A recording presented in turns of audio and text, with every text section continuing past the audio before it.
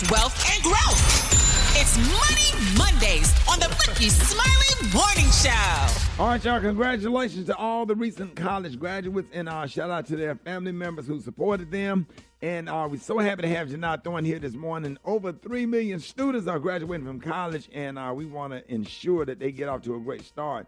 And today, our money expert, Jini Thornton, is here to give financial advice to recent college graduates and their parents. Jini, good morning. Monday. Yeah, so happy to have you.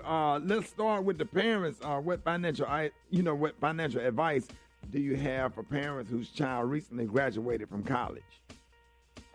Okay, Rickey, so I had the honor of being at my alma mater's graduation this past Saturday in North Carolina A&T, where we had over 800 students graduate.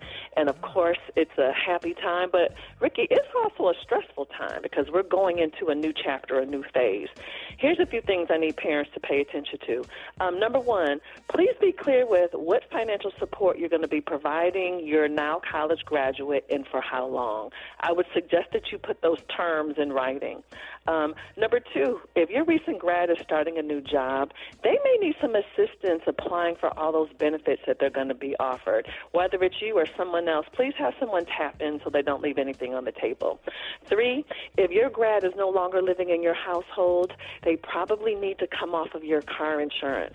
A lot of parents try to keep their kids on their insurance to save money, but that's really not the right thing to do. And four, over half of college grads, with or with jobs, are returning home.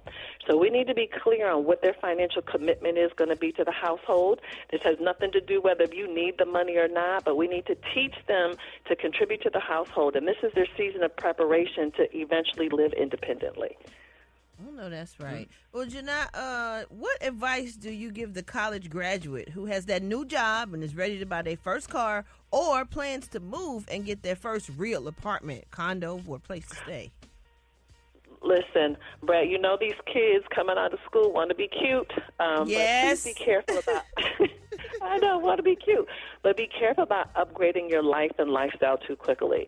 The car that you're going to drive now, the apartment, the condo, wherever you're going to live now, this is not your forever. This is just your start. So you don't want to put yourself under too much stress getting out there being too fly and too cute, because that's kind of slow roll how we make these long-term commitments.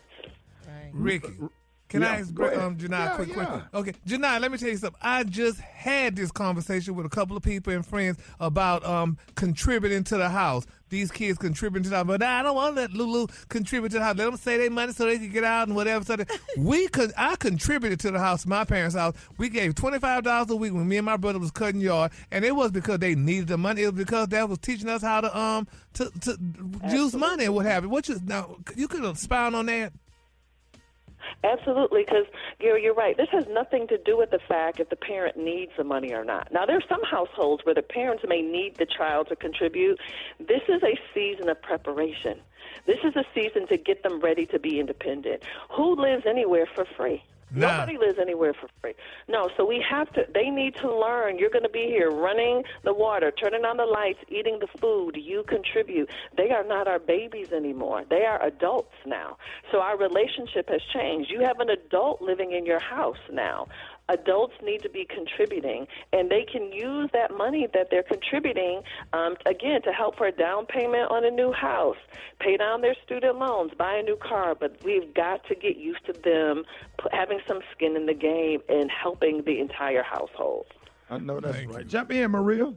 Yeah, it seems like yesterday that I was on campus, and then I got my financial aid. I got my first net check. I did not know what a net check was, but I know I was 18 and I had $2,000 and was like, hey. But then you graduate and you have to pay it back. It's real easy to get student loans while in college, and now that they've graduated, it's time to start paying those loans back. So what advice do you have for college grads who have student loans? Well, honey, Maria, this is where the rubber hits the road. So it's so easy, again, to get into all that student loan debt. Now it's time to pay that debt back. So a few things, and this is for the grad and the parent. Please never ignore the lender. In fact, if your grad is moving, they need to make sure that they're contacting the lender. Also, Maria, was confusing. A lot of kids have a lot of different loans. You may have more than one lender, so you want to make sure that you're communicating with all the lenders. Depending upon the type of loan that you have, some payments are going to start right away. Some payments are going to start 6 months later, but you do not want to be late because this is your opportunity to build and protect your credit. Oh, wow, that's good stuff. I know, right? My goodness. So what advice you have for parents and recent graduates if the graduate does not have a job or plan, or plan to do their own thing to pursue an entrepreneurship? Well, Ricky, this is an issue. A lot of kids who have graduated do not have jobs or do not have jobs in their field. And so if they're moving back home, I think everybody needs to be able to define actively looking the same way. How you define actively looking and how your grad may define it may be different. So we want to make sure that we're all on the same page there. They need to be tapping back into the school, their college placement office, previous professors. They need to be flexible. They need to be willing to work part-time, volunteer, or potentially even intern.